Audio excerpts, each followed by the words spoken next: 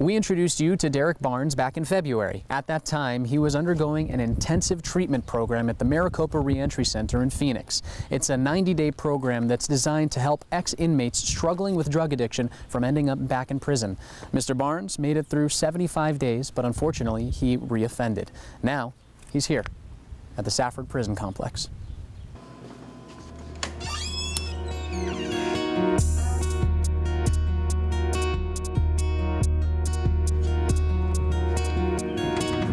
You could say Derek Barnes knows the ins and outs of prison.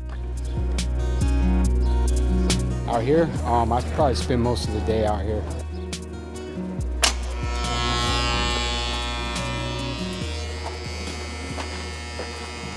Nearly 2 decades behind bars will do that to someone. So how did he end up in prison? Stealing cars and violating parole, crimes stemming from his drug addiction. It started with pot when he was about 15 years old, then quickly escalated to pills, acid, mushrooms, crack cocaine. That all changed the moment he found crystal.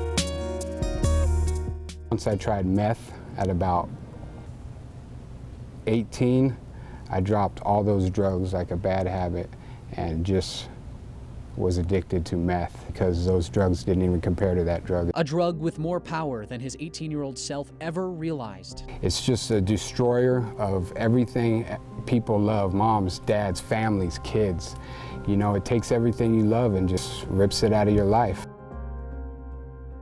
But sentence after sentence, rehab after rehab, Barnes would end up back at square one, using meth again. What triggers, you know, my relapses is overwhelmed with stress and anxiety and expectations. Stress, anxiety, high expectations, often side effects that come when someone's released from incarceration. When I get out there, it's from going from 20 decisions a day in prison, and when you get released, you go to 200 a day. That's the big difference. However, earlier this year, his mindset changed. Something during his time at the Maricopa Reentry Center started to click to help him see things in a new light. For the first time in my life when I relapsed, I didn't go out on the run, I didn't commit no crime, I didn't pick up 10 years, I didn't hurt no, I didn't do nothing. I got high twice and I turned myself in, and my mom seen that, and that I held myself accountable, you know, and she was like, Derek, that's not my son. It was a bittersweet moment, sad to go back to prison, yet proud of his progress. Because I came a long way from the person I used to be, a long way. So and I can tell I'm almost there, I really can. And so to me, I didn't take this as failure, I really didn't. Drug addiction is a disease that millions of people throughout the United States are sick with, some of whom are currently behind bars, like Barnes. While every person is different, there are some things that help make the road to sobriety a little bit smoother. Family support, especially if they believe in you and they see something in you, then it pushes you to see something in yourself. Support from loved ones, that feeling of hope, sincerely believing there's a better way. Barnes says it's crucial, but it's a battle that all starts in the head. They're thinking that, okay, they can't quit. They tried, and they can't quit. Well, soon they get to a point where they got no more hope, no one to believe in them. They don't even believe in themselves, and that's why people are committing suicide. His family is still in the picture.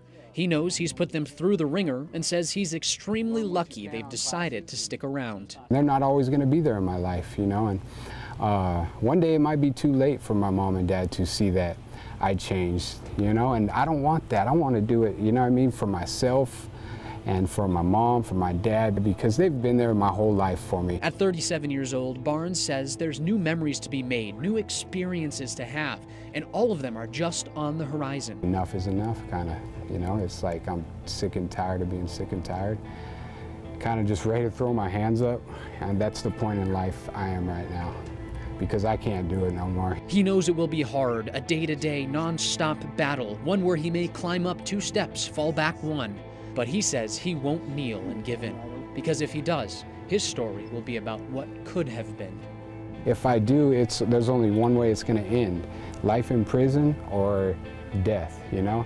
And 5 years from now, he's got his eyes on a new picture. A motivational speaker or a life coach or a drug and alcohol counselor or all of the above. But it will be in some kind of field like that, and I will be doing it for the rest of my life. Despite his view coming from inside the barbed wire at the Tonto unit of the Safford prison complex, his view comes with a smile.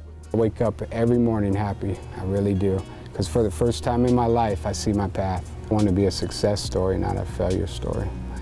And I'm still going after that success story. It's a story he'll write one step at a time and one day at a time.